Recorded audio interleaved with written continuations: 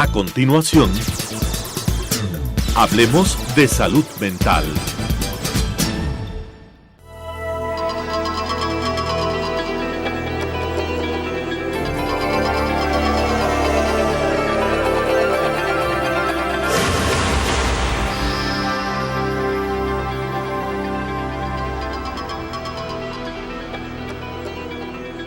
Señoras y señores, muy buenos días. Bienvenidos a que hablemos de salud mental.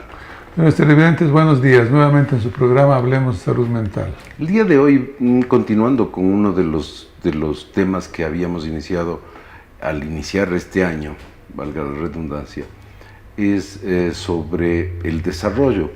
Y empezamos a hablar de enfermedades que se presentan a determinadas edades. Hoy vamos a revisar justamente eso. ¿Cuáles son los trastornos más frecuentes? ¿A qué edades son más frecuentes?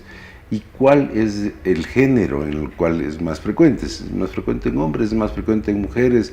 ¿Cuáles son las razones? En fin, ese es el tema de hoy. Muy bien, yo creo que es un tema muy interesante porque muchas veces inclusive nos sirve de una guía estos datos epidemiológicos para inclusive sustentar un diagnóstico, ¿no? Entonces, claro, hasta por la edad del paciente dice puede ser esto con más probabilidades de que sea esto que sea tal otra cosa. Entonces eso también yo creo que nos sirve de mucho. Entonces empecemos por la infancia. Creo que en infancia uno de los trastornos que más frecuentemente consultan a los pediatras, muchísimo más psicólogos infantiles, la enuresis tal vez, ¿no? Enuresis, que es los niños que no logran controlar los esfínteres y se orinan en la cama en la noche. Ese es el trastorno. Sí, se considera que hasta los 5 años eso puede ser normal, pero si pasa a los 5 años y dicen que hay un mayor pico entre 5 y 7 años en el cual pues ya se transforma en un inconveniente, un problema que debería ser abordado, debería ser tratado. Que tampoco si es que a los 2 o 3 años todavía moja la cama, pues no es como para calificarlo en sí, ¿no? Entonces yo creo que convencionalmente han puesto estos límites. ¿Hay alguna teoría al respecto? ¿Relativo con ansiedad? Es más bien una manifestación. Una manifestación de ansiedad, sí. Y que curiosamente hace muchos años, uno de los tratamientos de gran efectividad y con poquísimos días era la imipramina, que era un antidepresivo, en dosis bajitas y por cortos periodos de tiempo corregía bastante bien. Sí, ahí quedaba la duda si era por el efecto psicotrópico en sí, o por el efecto sugestivo, o por el efecto anticolinérgico, como que el esfínter vesical también como que se contraía y impedía eso, ¿no? Pero generalmente uno cuando... Hay teorías psicoanalíticas en relación a eso, ¿no? Es decir, el psicoanálisis trata de encontrar causas inconscientes producto del desarrollo, igual que la encopresis, que es el otro trastorno, que es la dificultad de manejar el esfínter anal y hacerse de la deposición en cualquier parte, generalmente en los calzoncillos, en la escuela, en fin, y que provoca incluso situaciones traumáticas para esos niños, ¿no? Sí, el psicoanálisis da unas explicaciones muy profundas, muy elaboradas al respecto, pero yo creo que este tipo, sobre todo la enuresis, creo que uno, no trato niños específicamente, pero en la teoría de esto, sí dice que siempre hay de por medio conflictos a nivel de los padres, ¿no? Entonces eso genera mucha ansiedad en el niño y este tipo de conflictos familiares puede ser la manifestación de la ansiedad del muchacho entre los 5 y 7 años. En niños, otro de los trastornos comunes sería el autismo, y una de las variantes del autismo que yo no sé por qué creo que se está volviendo medio moda el diagnosticarle, el Asperger. El Asperger es esta dificultad de percibir o entender las demandas sociales en las interacciones sociales. Es decir, no entienden que no se le puede decir feo al hijo feo de una persona. Me explico mejor. Cuando los recién nacidos, mi teoría es que todos son feos. y que uno va y conoce a un recién nacido y les dice qué lindo, qué simpático, qué bonito que esté el guagua, etcétera, etcétera, porque supuesto. uno está cumpliendo una tarea social. Y evidentemente para la madre es la cosa más bella que hay en el mundo y para todo el mundo, pero si uno es objetivo, un recién nacido no es bonito porque acaba de sufrir una serie de traumas al nacer. El Asperger va y le dice, ¿por qué dicen que es bonito si está horrible el niño? Es decir, no entiende de que hay interacciones sociales que podrían ser necesarias mentiras piadosas. Mentiras piadosas. Este es un ejemplo bastante simple de lo que es, de cómo se comportaría un Asperger. El Asperger dice las cosas tal y como son generalmente muy, muy directos en las cosas y tienen dificultades porque las otras gentes no entienden muchas veces esa capacidad demasiado francota que podría tener un Asperger, sí, además de otros elementos como la obsesividad, ¿no? Y demás, ¿no? Sí, tiene una serie de manifestaciones, pero es que serían quizás el más destacable, el que más enfrenta, el que más llama la atención a las personas, ¿no? Entonces, sin ser políticos, sin ser cordiales, van y sueltan las cosas y no les importa lo que suceda. Y tú habías mencionado antes el autismo. Los autismos, creo que para algunos son varias clases, algunas clasificaciones de autismo. Antes de que se me vaya la idea, hay un show en la televisión que se llama The Big Bang Theory. Esta Big Bang Theory, hay un personaje que es Sheldon. Sheldon es un PhD en física, un individuo con una inteligencia extraordinaria, pero cero habilidades sociales. Ese es el prototipo de un Asperger, ¿no? Muchos de los Asperger tienen unos cocientes intelectuales muy altos, pero tienen dificultad en las relaciones interpersonales porque no entienden las demandas sociales que exige la etiqueta, digamos. Exacto. Bueno, esa era la que, antes de que se me olvide del Sheldon. Ese era el tipo el autismo, sí. Pues algunos hablan de varias clases de autismo, hay algunas clasificaciones de autismo, pero en esencia que sería un encerramiento hacia el interior de la persona, una rica vida interior y dificultad para contacto con el mundo exterior. Que eso se va dando paulatinamente, es decir, en el desarrollo normal del niño, se va dando pues el contacto con el exterior paulatinamente conforme avanzamos en nuestro desarrollo.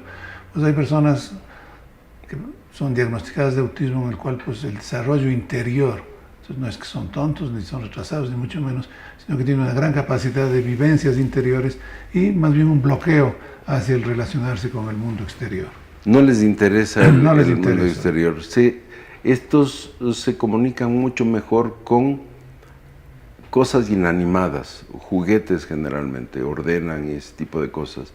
Y con cierto éxito se ha tratado la utilización de mascotas como estímulos para estos niños y existen programas de estimulación a través ya sea de perros o hipoterapia con caballos y al parecer en algunos casos, no puedo decir que en todos, hay buenos resultados, ¿no? Sí, posiblemente, yo creo, como te decía, las clasificaciones hablan de varios tipos, entonces yo creo que también dependiendo del tipo de autismo, pues puede o no tener un mayor o mejor resultado este tipo de terapias. Otro de los trastornos durante esta etapa es el trastorno por ansiedad de separación. Esta angustia o ansiedad que la semana pasada hablábamos de la similitud de los términos, pero la ansiedad de separación es esta sensación desagradable, exagerada, que sienten algunos niños cuando se separan de su mamá, o de su familia, o de las figuras parentales que le dan seguridad. Y son esos niños que con cierta frecuencia podríamos ver en los jardines de infantes cuando van por primera vez a la escuela y que es desgarrador escucharles que no quieren que la mamá les deje ahí, por ejemplo, ¿no? Sí, a veces son verdaderos dramas que duran un par de semanas al menos. Y se hace muy difícil integrarle en el grupo. En algunos casos incluso hacen que la mamá vaya a la escuela hasta ir como adaptándoles y demás, ¿no? Es curioso, hace algunos años cuando en nuestro país la ola migratoria estuvo en su pico más alto, yo creo que este tipo de casos se veían tenían una justificación, tenían una causa real al menos, pero esas reacciones de ansiedad en los niños con todo lo que eso implicaba, pues yo creo que sí hubo un pequeño pico estadístico en ese tipo de diagnósticos. Claro, son edades en las cuales los niños, unos más, otros menos, son muy dependientes de las figuras parentales, de las figuras de seguridad. Y el temor de que no les van a volver a ver a los padres. O sea, un niño que le van y le dejan por primera vez en la escuela o en el jardín, el temor de ese niño, por irracional que sea, es que la mamá le está dejando ahí y ya no va a regresar no por él. Exacto. Entonces vive esa posibilidad con una intensidad enorme y le genera muchísima angustia. Claro, y en lo que yo mencionaba, el fenómeno migratorio, pues en cambio la ansiedad estaba referida a que el padre o la madre no van a volver y qué va a ser de ellos, no va a haber quien les cuide, por más que generalmente quedaban con familiares cercanos, ¿no? O era el padre o era la madre la que se ausentaba.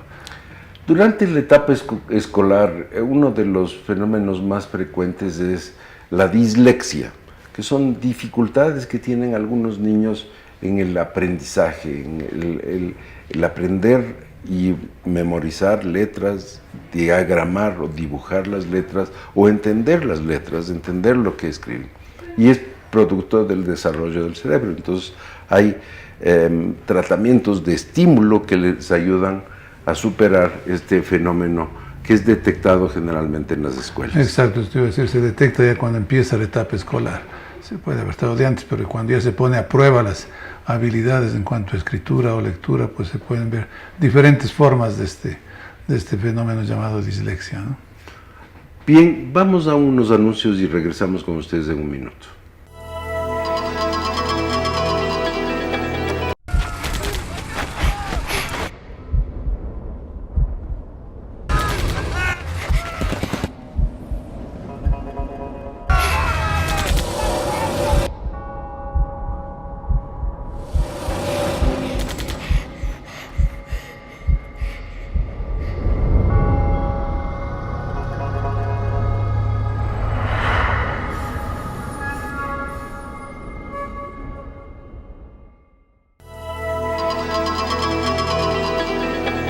Bienvenidos nuevamente. Estamos revisando trastornos que se ligan a ciertos periodos de edad y luego veremos algunos que están ligados con mayor frecuencia a un género o a otro. Terminamos con la parte de dislexia en niños. ¿Hay alguno más que te recuerdes dentro de la etapa escolar?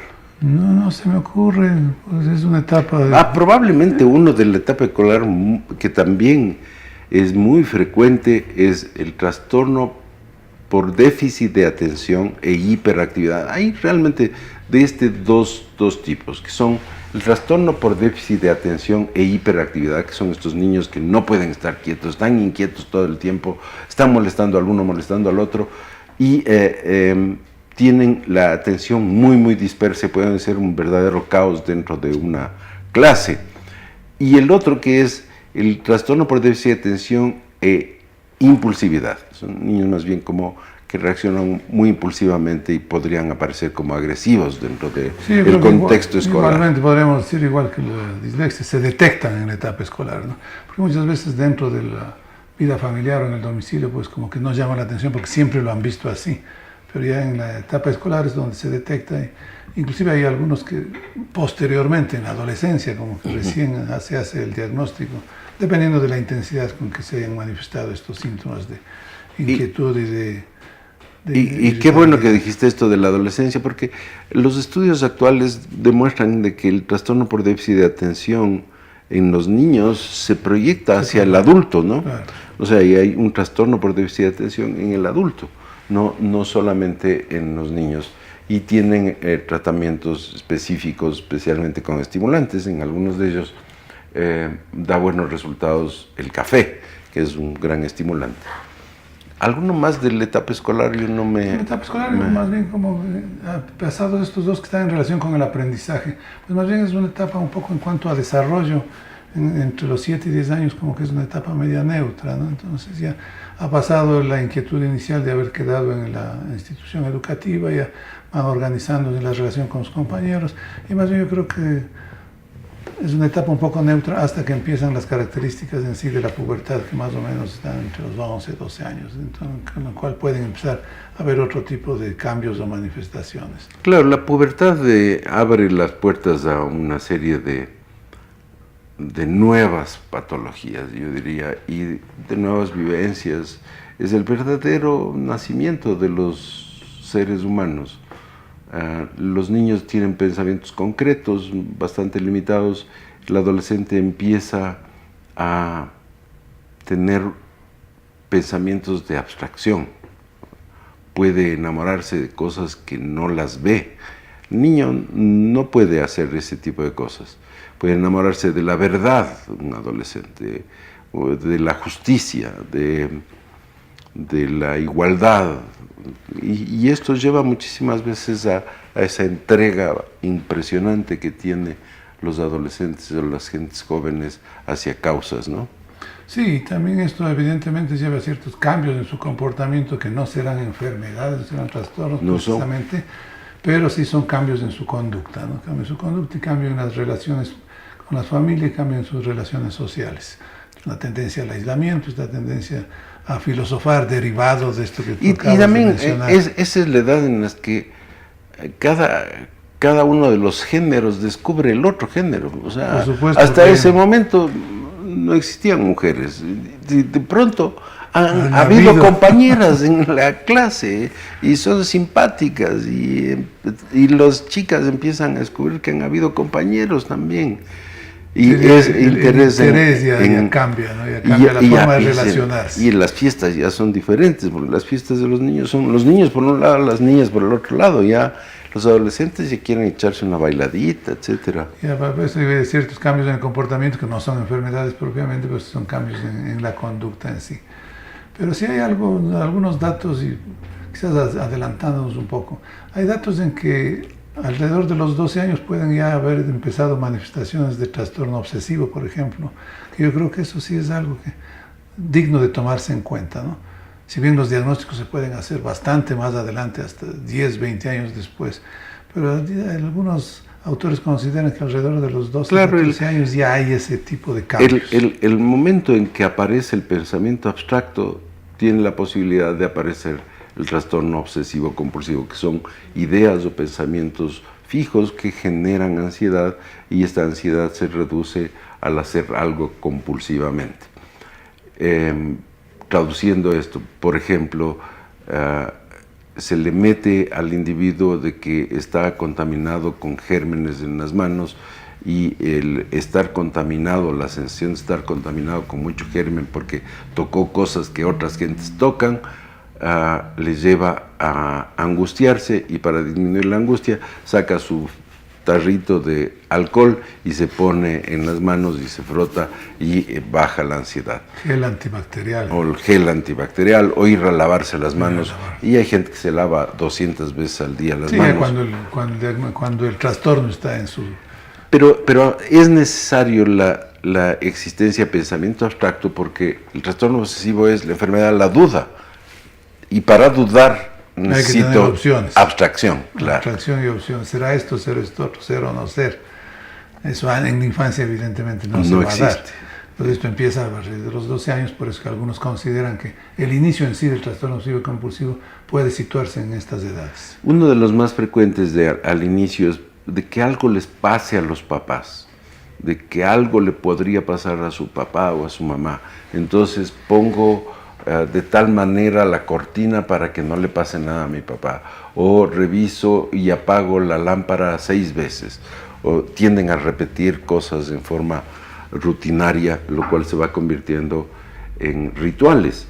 Estos rituales tienen como objeto disminuir la ansiedad en estos niños y después en los adultos. Sí, puede que en un principio esto no signifique un gran cambio, no interfiera en sí en el comportamiento de la persona, no interfiera en sí en sus actividades, pero van dando entonces como que van quedando esos pequeños temas que le dan tranquilidad al adolescente en esas edades, no le dan tranquilidad, como tú dices, pongo la cortina así, o me levanto por el lado derecho de la cama, por el lado izquierdo, le dan tranquilidad y pasa, no se vuelven a acordar el resto del día para nada de eso, pero ya han hecho su pequeño ritual en la mañana. Y esto puede ser totalmente normal, ¿no? El aparecimiento de esta nueva forma de pensar y el manejarla es probablemente la que genera todo este tipo de cosas. La gente que empieza a no pisar las líneas de la acera, porque si piso la línea de la acera me toman la lección ahora en el colegio de fijo. O hay una serie de pensamientos mágicos y dar crédito a cábalas, por ejemplo. No me voy a pasar por debajo de la escalera porque podría pasarme algo. ¡Ay, el gato negro!, etcétera, etcétera, ¿no? Pues claro, no hay todavía una racionalización de ese tipo de ideas, ese tipo de pensamientos. Entonces todas estas supersticiones, estas cábalas, pues sí, las hacen a veces hasta medio lúdicamente, ¿no? Claro. Como juego. Pero entonces eso puede desaparecer simplemente conforme avanza el desarrollo de la persona, o puede irse acentuando y podríamos llegar al trastorno obsesivo que estamos mencionando. Muchas de estas personas recién son detectadas alrededor de 9 a 12 años después de que inició el trastorno. Muchos lo padecen en silencio y tal vez en la familia se dan cuenta de algunas cosas medias raras, por ejemplo, cómo pone los cubiertos. Siempre los tienen que poner de esa manera o tienen que darles a él solo esos cubiertos. No puede topar otros, no quiere comer con ningunos otros. Ese tipo de como rarezas ya podrían ser de una manera u otra la señal de que algo podría estarse cocinando dentro de un trastorno obsesivo compulsivo, y es de edad, como tú has señalado, alrededor de 12, 13 años. Y que muchas veces no se toman en cuenta, o se los toman como caprichos, como molestias propias de la edad. Pues claro, la adolescencia tiene otra serie de inconvenientes y de trastornos y de cambios, entonces no se los toma muy en cuenta. Tampoco queremos decir que todos los que tienen esos temas a esa edad van a desarrollar posteriormente un trastorno de esta naturaleza. Pero es algo lo cual, pues, de acentuarse, sí vale la pena prestarle atención. Y luego, alrededor de los 15, 16, 17, una de las enfermedades mentales más espantosas es la que inicialmente se le llamó demencia precoz, y ahí fue una mala utilización del término de los que tenían el papel de ser médicos en instituciones mentales del siglo XIX. En el siglo XIX se le llamó demencia precoz porque las funciones intelectuales disminuían, pero disminuían realmente porque eran confinados en asilos y en hospitales mentales en donde no había ningún estímulo y iban perdiendo funciones intelectuales superiores como parte de su inteligencia. No es que se demenciaban por la enfermedad. No era por la enfermedad y lo pusieron precoz para diferenciar de los que por edad y por cronicidad de la enfermedad sí se habían dementizado, se habían demenciado, ¿no? Entonces lo pusieron precoz para darle la característica de que era tempranamente en la edad física de la persona, la edad biológica. Luego llegó un médico alemán, Bleuler, que le denominó esquizofrenia, o sea, mente dividida. Frenia es la mente, esquizo es partir, dividir. Esquizofrenia, como si la mente estuviera dividida. Y tampoco es un término extraordinariamente bueno, pero es el que se ha quedado. Sí, y clásico, dentro de ese término, la esquizofrenia, hay varios tipos. Y esta es una enfermedad de aparecimiento alrededor de los 15, 16 o 17 años. Sí, también hay controversias respecto a eso. Algunos dicen que aparece, o van apareciendo ciertas características que le van dando su particularidad, pero como que no eclosionan, como que no florecen totalmente, ¿no? Sí hay algunos síntomas prodrómicos, les llaman, ¿no? O sea, antes de que aparezca. Algo que anuncia que son algo niños va a pasar. Que tienen dificultad en las relaciones con la gente, más bien solitarios, dificultad de socializar. Pero más bien dicen que es el niño demasiado buenito, ¿no? No da problemas, muy buen estudiante, no se lleva con amigos, no sale a fiestas, no pasa nada. Tampoco hay que ser demasiado buenito. Este es el tipo de cosas que llaman mucho la atención. No hay mamá de un esquizofrénico que haya dicho que lo que le produjo a mi hijo la esquizofrenia es que se llevó con unos malos amigos y empezó a fumar marihuana.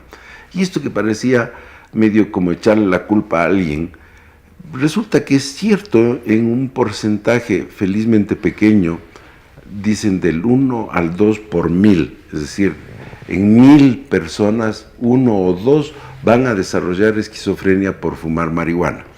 Y este tema y todo el resto de temas relacionados a edad y enfermedades mentales continuarán con ustedes la próxima semana. Les esperamos la próxima semana. Hasta la próxima semana. Buenos días. Las opiniones vertidas en este espacio por la producción y dirección del programa son de exclusiva responsabilidad de sus autores y de quienes intervienen en ellos.